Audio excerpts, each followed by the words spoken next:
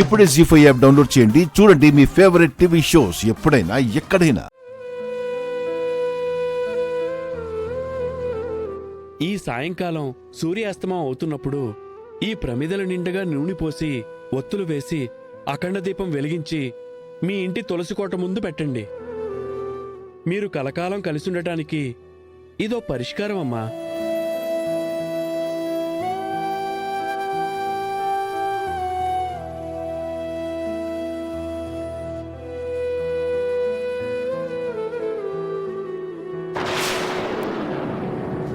సీత పెట్టిన దీపం ఆరిపోయింది.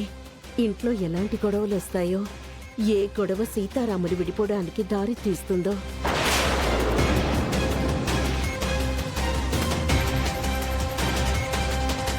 జన, గిరి, అర్చన, రామ్, సీత అందరూ రండి.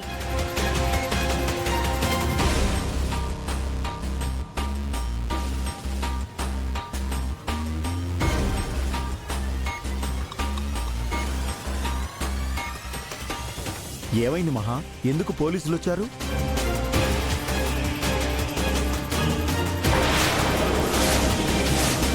అతను రిజిస్టర్ ఆఫీస్ స్టాఫ్ కదా పిన్ని. అతను ఎందుకు వచ్చారు?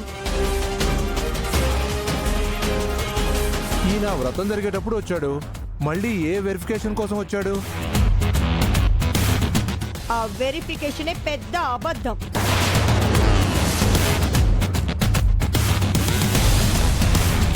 మనందరినీ వెర్రి వాళ్ళని చేయడానికి ఈ సీత ఆడించిన నాటకం.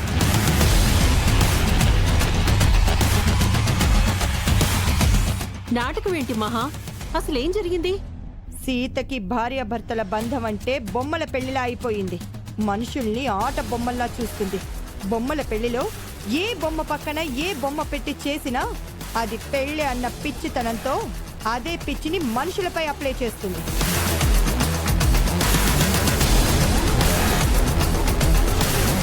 అసలు విషయం చెప్పు చెల్లాయ్. సీత చేసిన తప్పేంటి?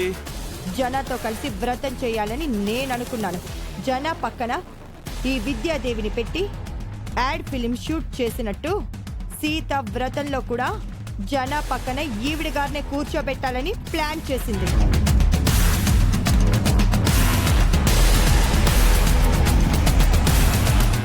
ఈవిడి గారితో జన రిజిస్టర్ ఆఫీస్కి వెళ్ళి ప్రాపర్టీ రిజిస్టర్ చేసుకోవడం అవకాశంగా తీసుకొని సరిగ్గా వ్రతం జరిగే సమయానికి రిజిస్టర్ ఆఫీస్ స్టాఫ్ని వెరిఫికేషన్ పేరుతో ఈ ఇంటికి రప్పించింది.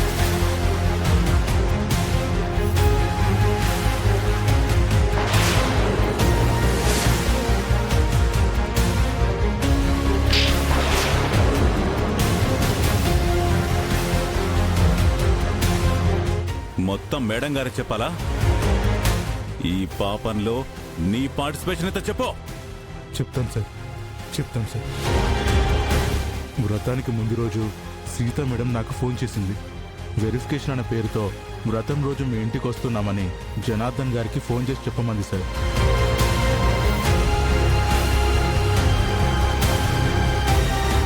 అందుకే మేము వ్రతం జరిగేటప్పుడు వచ్చాం sir.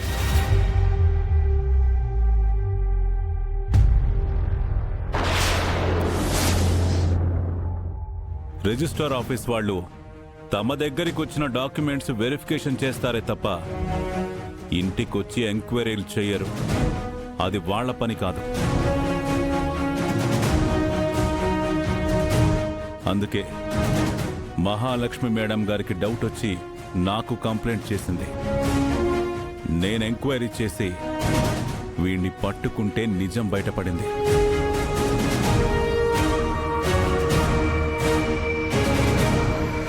Thank you so much CI గారు. వీణ్ణి తీసుకెళ్ళి మీ డ్యూటీ మీరు చేయండి. Okay madam.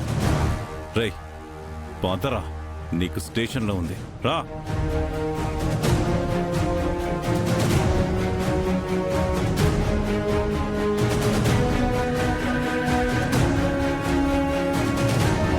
ఎందుకు ఇలా చేశావు సీత?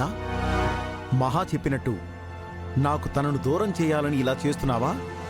నీ ఉద్దేశం ఏంటి? తన దురుద్దేశం చాలా స్పష్టంగా ఉంది జన. ఈ విద్యాదేవినే సుమతి అని చెప్పి బలవంతంగా నీకు అంటగట్టాలని చూస్తోంది.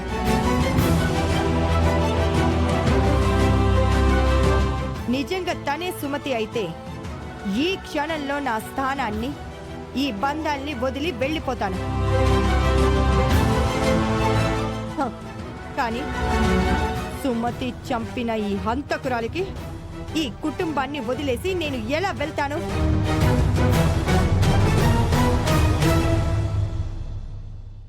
నా ప్రాణ స్నేహితురాలు నాకు వదిలేసి వెళ్ళిన బాధ్యతలను ఇన్నాళ్ళు నా భుజాల మీద మోసాను.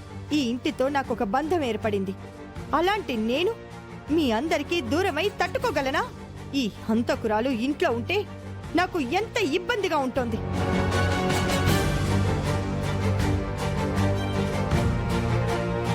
ఈ విద్యాదేవికి మన ఆస్తిని కట్టబెట్టడం కోసం ఈరోజు ఈ సీత నిన్ను నన్ను దూరం చేయాలనుకుంటోంది జనా.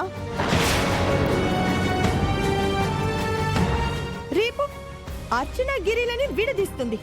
ఎల్లుండి రామ్ని కూడా ఇంట్లో నుంచి గెంటేస్తుంది.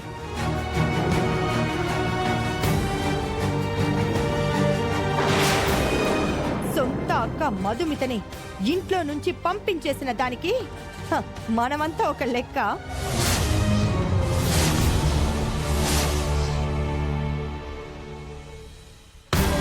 సీత ఇంట్లో ఉంటే మనం ఎవ్వరం కలిసి ఉండలేము. ఎవరికి వాళ్లుగా విడదీస్తుంది. అందరినీ తలా వైపు తరిమేస్తుంది. అవును రామ్, మనం అంతా కలిసి ఉండాలని మహా సుమంగులి వ్రతం జరిపించాలనుకుంటే ఆ వ్రతంలో మహాను మీ నాన్ననే విడదీసింది. మనకు సంబంధం లేని మనిషిని తీసుకువచ్చి మీ నాన్న పక్కన కూర్చోపెట్టింది. సుమతి వదిన దూరం అయితే మహావదిన వల్ల మీ నాన్న తట్టుకున్నాడు రామ్. ఇప్పుడు మహావదిన కూడా దూరం అయితే మీ నాన్న బతకలేడేమో. అర్చనకు దూరమై నేను బతకలేను. రేపు నీతో కూడా సీత విడిపోతుంది.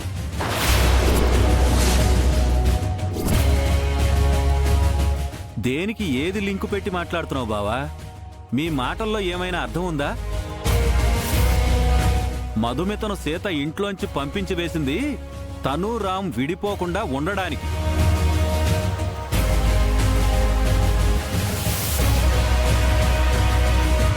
ఈ కుటుంబం అంతా కలిసుండాలని సీత కోరుకుంటుంది తప్ప ఎవ్వర్నీ విడగొట్టదు.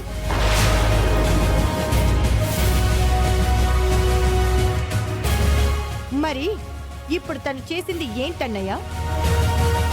జన పక్కన నన్ను కాదని ఈ విద్యాదేవిని ఎందుకు కూర్చోబెట్టింది?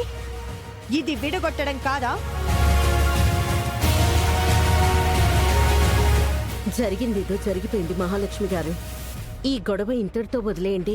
నా భర్త పక్కన నువ్వు కూర్చొని వ్రతం చేస్తే ఎలా వదిలేస్తాను? ఈ తప్పుని ఎప్పటికీ క్షమించను. జీ5 యాప్ డౌన్లోడ్ చేసి అన్ని ఎపిసోడ్స్ పూర్తి ఉచితంగా చూడండి.